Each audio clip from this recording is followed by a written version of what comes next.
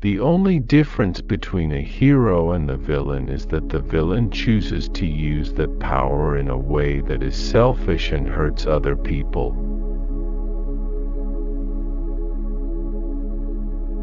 People don't want to experience change, they just want to wake up, and it's different. You have to cherish things in a different way when you know the clock is ticking, you are under pressure. When you make movies, it's such an important period of time when you look back at each one of them.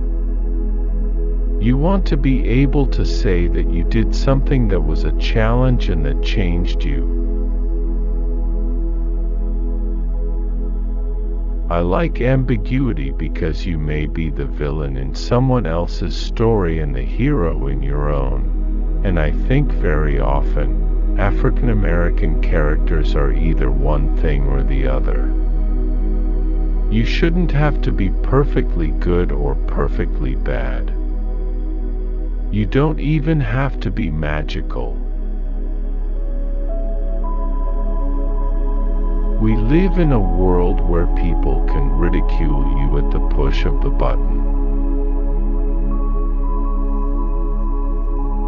They can question you at the push of a button. There's the phrase of making America great again. But how did we make America great? Who did it? It was Thurgood Marshall who did it. It was Thurgood Marshall who made America live up to its Constitution, to its dream. He pushed the envelope to make sure that we were equal. I'm an artist. Artists don't need permission to work. Regardless of whether I'm acting or not, I write. I write when I'm tired, in fact, because I believe your most pure thoughts surface. As an African American actor, a lot of our stories haven't been told. When you play characters, you shouldn't just be putting on their characteristics, you should be finding it inside yourself. You're not free unless you can show the good and the bad, all sides of them. So to me, when I play a character, it's important that I can show every aspect of them. Every year, Hollywood is looking for that new, white leading man and new white starlet that audiences fall in love with. But they're not looking for the next Denzel Washington, Will Smith, or Sidney Poitier. I would love to have an ocean of love right now.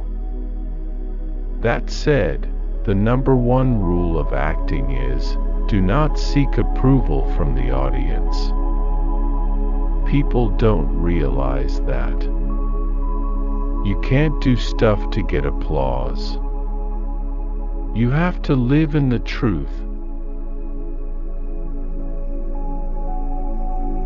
I try to look at every role the same way, regardless of whether the character is real or the character is a fantasy. I always start from myself, because you have to know yourself first. Nobody has to give me permission to write. For me, being a complete artist means not necessarily just being in front of the camera, but being behind the camera or being the originator or creator of something. I have my own personal masticating juicer at home. I sort of picked it up from friends a few years ago, and it just gives me more energy. mostly green juice. Spinach, celery, kale, green apples, lemon, sometimes ginger, you know, like nasty, ugh. When it comes down to it, I'd rather have an action figure than a Golden Globe.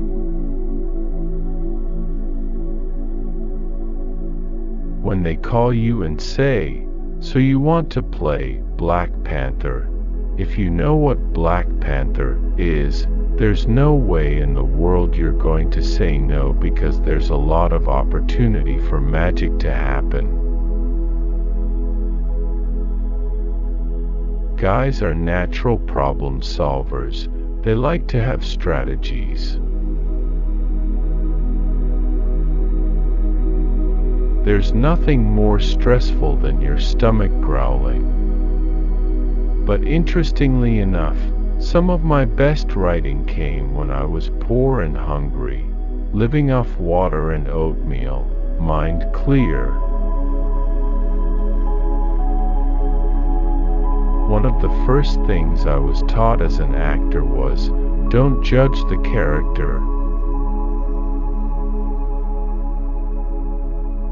When I stand before God at the end of my life, I would hope that I would not have a single bit of talent left, and could say, I used everything you gave me. Even after I became involved in theater and involved in TV and film, I had this sort of idea that Hollywood was off limits. There was something about LA, the mystique of it and fear of it. Some people would view Jackie Robinson as a very safe African American, a docile figure who had a tendency to try to get along with everyone, and when you look at his history, you learn that he has this fire that allows him to take this punishment but also figure out savvy ways of giving it back. I think the most stressful time of my life was when I was in New York, and I didn't have money to pay my rent. Each movie you do about a real person is like a painting, and you choose certain things in the painting that you want to pull out and you want to show. I remember my first agent telling me, because they found me as an actor, but I was probably more interested in writing and maybe directing, they were like, well, you can't do both things. And I was like, I'm gonna show you.